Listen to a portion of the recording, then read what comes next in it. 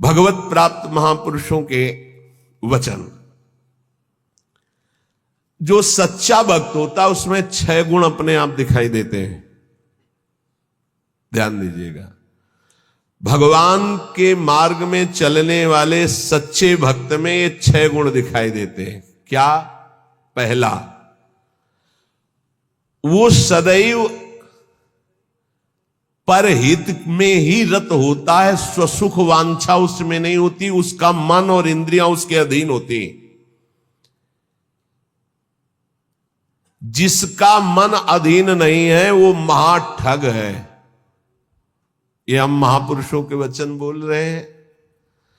जिसका मन अधीन नहीं है वो महाठग है। दैवी संपत्ति को चुरा करके आसुरी संपत्ति को प्रकट करना इस मन रूपी महाठग का प्रभाव है। जिसका मन अधीन नहीं है वो आसुरी संपत्ति वाला है। नाना प्रकार से सत भजन रूपी धन का अपहरण करवाता है मन काम क्रोध आदि से मिल करके। इसलिए जो भक्त होता है सबसे पहले इस महाठग को अपने अधीन करता है, मन को। उसकी हर बात का अनादर करके सदगुरु की बात से इस मन को वश में किया जाता है, मन की बात का अनादर करके। और जो मन के अनुसार चलता है वो स्वयं महाठग अपने को ठगा करके ऐसे कार्य करता है जिससे पछताना पड़े। तो भक्त का पहला लक्षण है मन विजयी, स्वसुख वांछा का त्यागी, पहला लक्षण है इसमें जो वर्णन कर रहे हैं। दूसरा है भक्त मृत्यु विजयी होता है। मन विजयी, इंद्रिय विजयी, और दूसरा मृत्यु विजयी। वो हर समय सच्चिदानंद भगवान के चिंतन में इतना निमग्न रहता है कि उसके अंदर से मृत्यु का भय खत्म हो जाता है, मरने का भय खत्म हो जाता है। मन और इंद्रियां अधीन और मृत्यु के भय से मुक्त, भक्त का लक्षण। जिए काल बस ना परे, समुझ जियाए शरण ते डरत ना काल डर, शुद्ध भक्त का लक्षण। तीसरा, सदैव गुरुदेव और भगवान के अनुकूल ही कार्य करने वाला, जिससे गुरुदेव की आज्ञा पालन और भगवान की प्रसन्नता हो, उसके अलावा कोई भी अन्य कार्य उस भक्त के द्वारा नहीं हो सकते। अर्थात तस्मात् शास्त्रम प्रमाणम ते कार्याकार्यो व्यवस्थित हो। उसके आचरण साधुता के अनुकूल, गुरु के अनुकूल, शास्त्र के अनुकूल, भगवान के अनुकूल। श्री कृष्ण अनुकूलेन प्रतिकूलस्य वर्जनम, प्रतिकूलस्य वर्जन, प्रतिकूल को त्याग दिया, विसर्जनम पूर्ण रूप से त्याग दिया। पहला है मन और इंद्रियों को वश में करने वाला। अगर मन और इंद्रियों को वश में नहीं किया तो महाठग होगा, क्योंकि मन बहुत ठगी है। वो सारी देवी संपदा को चुराकर आसुरी संपदा प्रकाशित करता है, इसलिए उसका स्वभाव ठगी हो जाएगा। जो मन और इंद्रियों को वश में नहीं किया, ठगी का मतलब पाखंड, बाहर से बड़ा और अंदर से पोला, अंदर से वही काम क्रोध लोभ मोह मद की प्रवृत्तियां, वही धन, वही भोग वासनाएं। बाना कुछ और है और आचरण कुछ और है। दूसरा है मृत्यु पर विजय प्राप्त की, मृत्यु के भय का नाश हो गया, वही भक्त है। पहला लक्षण शरणागति में आता है निर्भय, मृत्यु का भी भय खत्म हो गया है। तो जो साधक है वो चल रहा है, लेकिन वो मृत्यु से थोड़ी डरता है, वो तो चल रहा है प्रभु की तरफ। और जो प्रभु का भक्त हो चुका है उसके अंदर मृत्यु का भय कैसे होगा। तीसरा, भूल न दे कुमारक पाऊं, गुरु और इष्ट के प्रतिकूल आचरण बन ही नहीं सकता भक्त के द्वारा। वो सदैव गुरुदेव की आज्ञा और इष्ट देव की प्रसन्नता पर ध्यान रखकर कार्य करता है। चौथा, सदैव देखता रहता है कि मेरे गुरुदेव, मेरे इष्ट देव मुझे देख रहे हैं। मैं जो भी आचरण कर रहा हूं मेरे गुरुदेव देख रहे हैं, मेरे इष्ट देव देख रहे हैं। एक शिष्य बनने के लिए दो लोग गए। गुरु ने दोनों को तरबूजे दिए, कहा एक तुम जाओ ऐसी जगह से अमनिया करो जहां कोई देख ना रहा हो, ऐसी जगह जाके काटो जहां कोई देख ना रहा हो। एक आए थोड़ी देर में काट के बैठ गए, बोले उसको भी आ जाने दो। शाम तक घुमा, लौट के ऐसे ही पूरा रख दिया, जिससे अमनिया किए हुए बैठे थे उनसे पूछा कि तुम बहुत जल्दी आ गए अमनिया करके, कहां? बोले प्रभु एक ऐसे एकांत स्थल में गया, आसपास देखा कोई नहीं था, चिड़िया भी नहीं थी, वहां से काट के ले आए। अच्छा आप क्यों नहीं शाम तक घूमते रहे? बोले प्रभु मुझे कोई ऐसा स्थान नहीं दिखाई दिया जहां आप न हो।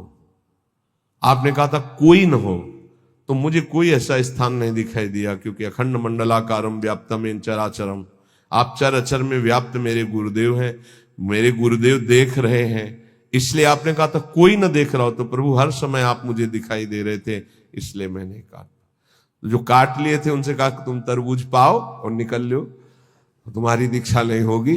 और जो नहीं काटे थे उनसे कहा तुम दीक्षा के अधिकारी हो। ये चौथा, जो हर समय ये देख रहा है कि मेरे गुरुदेव मुझे देख रहे हैं, मेरे इष्ट देव मुझे देख रहे हैं, मैं जो भी आचरण कर रहा हूं मेरे गुरुदेव देख रहे हैं। पांचवा, ये भक्त का लक्षण, अपने परिवार से तनिक भी मोह ना होना। भगवत, चाहे गृहस्थ हो चाहे विरक्त, भगवत भाव होना, मोह ना होना। मोह गए बिनु राम पद होई न दृढ़ अनुराग। भगवान की ही तरफ हर वृत्ति, सब में भगवत भाव, मोह किसी से नहीं। और छठवां, महान दुख विपत्ति को आदर पूर्वक मुस्कुरा कर सहना। समझ में आ रहा? ये हैं भक्त के लक्षण। महान दुख, जो गुरु भक्त होता है उसमें दया, नम्रता, साधुओं से प्रेम, दंभ शून्यता, असंगता, निष्कामता, तीव्र वैराग्य, शांति, एकांतवास, केवल भगवान से संबंध, ये 10 बातें जागृत हो जाती हैं जो ये गुरु की शरणागति लेकर के आराधना करता है। सज्जन, साधुजन, भक्तजन उसे ही कहते हैं जो किसी भी माता बहन में काम भाव न देखे, जो किसी से धन लेने की चाह न करे, जो दूसरे के दुख को देखकर स्वयं दुखी हो जाए, और जो हर समय ईश्वर को अपने सामने रखता है, उसे कहते हैं साधु। उसे साधु कहते हैं, चाहे वो गृहस्थ हो चाहे विरक्त हो। फिर किसी भी स्त्री की तरफ काम भाव न करना, दूसरे के धन लेने की भावना का त्याग करना, दूसरे को दुखी देखकर स्वयं दुखी हो जाना, और हर समय ईश्वर के सानिध्य का अनुभव करना। सर्वत्र भगवान है तो यहां भी भगवान है, सबके भगवान है तो मेरे भी भगवान है, सब समय भगवान है तो इस समय भी भगवान है, सबको देख रहे हैं तो मेरे को भी देख रहे हैं। श्री भगवान का अखंड स्मरण, सब में समता का व्यवहार, संतों में विशेष भाव, नम्रता और प्राणी मात्र में भगवत भाव, ये स्वाभाविक भक्त के अंदर आने लगते हैं। जो विषयों का संग्रह, भोगों का चिंतन, दूसरे शरीरों का आकर्षण भोग वासना से, और रुपया पैसा की प्रियता, वो महामूर्ख है, वो भगवान का भक्त नहीं हो सकता। महामूर्ख इसलिए कि मूर्ख उसे कहते हैं जो कबाड़ बटोरता है, बुद्धिमान उसे कहते हैं जो कीमती वस्तु लेता है। कीमती वस्तु हरि नाम में भगवान को छोड़कर कबाड़ बटोर रहा है। भेष बहुत अच्छे व्यापारी का है और कबाड़ बटोर रहा है। भेषधारी हरि के उर सालें, भगवत ऋषि जी ने कहा है। जब तुम्हारे सामने धर्म और भजन की बात आवे तो उसे कल के लिए मत टालिए, तुरंत उसे स्वीकार कीजिए। और जब पाप की बात आवे तो तुरंत कल के लिए टाल दीजिए, उसको लंबा टाल दीजिए। शायद अभी बुद्धि ठीक नहीं है, उसको लंबा टाल दीजिए। लेकिन धर्म और भजन और सेवा की बात जब आवे तो उसे कल के लिए मत टालिए। अभी काल करे सो आज कर, आज करे सो आप पल की में परलय होएगी, बहुर करेगो कब। भोजन की चिंता का तनिक भी भाव भक्त के हृदय में नहीं होता, भोजन कहां मिलेगा। दूसरा, अर्थ की व्यवस्था से जीवन यापन करने का स्वभाव भक्त का नहीं होता। तीसरा, भयानक रोग आने पर मस्ती में कोई फर्क ना पड़े। चौथा, कोई भी संग ना दे तो भी असंग भाव में नित्य मगन रहे। ये भक्तों के लक्षण वर्णन हो रहे हैं। भोजन की चिंता का त्याग, धन की व्यवस्था से जीने की भावना का त्याग, भारी रोग की स्थिति में मस्ती में कोई फर्क ना आवे भक्त का लक्षण, और किसी के भी संग में उसकी कोई रुचि नहीं है, असंगता का उसको सुख है। जो संतों में लक्षण,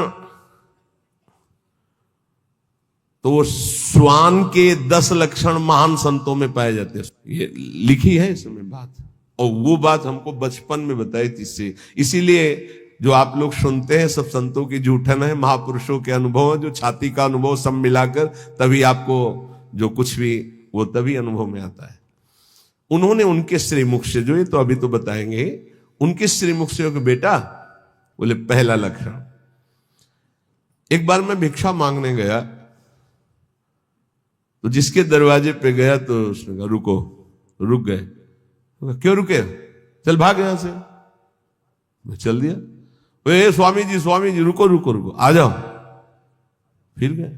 बोले 7 बार बेटा उसने दबकाया, 7 बार भगाया, और 7 बार मैं वापस गया, 8वीं बार उसने भिक्षा दी। ठीक बोले, कुत्ते का ऐसा ही स्वभाव होता है। ऐसे करके रोटी डालो, डंडा मारो, फिर चलो, फिर कुछ करो, फिर आ जाएगा। उसको माना अपमान का किंचन मात्र ध्यान नहीं रहता। ऐसे ही महान संतों का स्वभाव होता है। एक स्वभाव कि आप ऐसे करो, फिर तो एक बार देखेगा, फिर लौट के आएगा, फिर आप डंडा हुआ, फिर दबका दो, फिर वो जय बार करोगे तय बार वापस। उसे माना अपमान का बोध नहीं होता। श्वान के ये 10 लक्षण महान संतों में पाए जाते हैं। वो अपनी भूख मिटाने के लिए माना अपमान का ध्यान नहीं करता भिक्षान्न के द्वारा। इसमें केवल इतना संकेत विस्तृत से उन्होंने बताया था। दूसरा,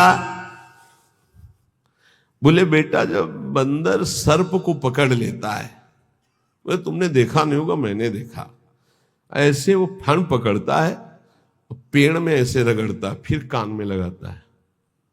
अगर वो सूंघ हुआ जरा सा, फिर रगड़ता है उसको। बोले उसके मरने पर भी 100 बार रगड़ता है उसको। बोले मैंने देखा।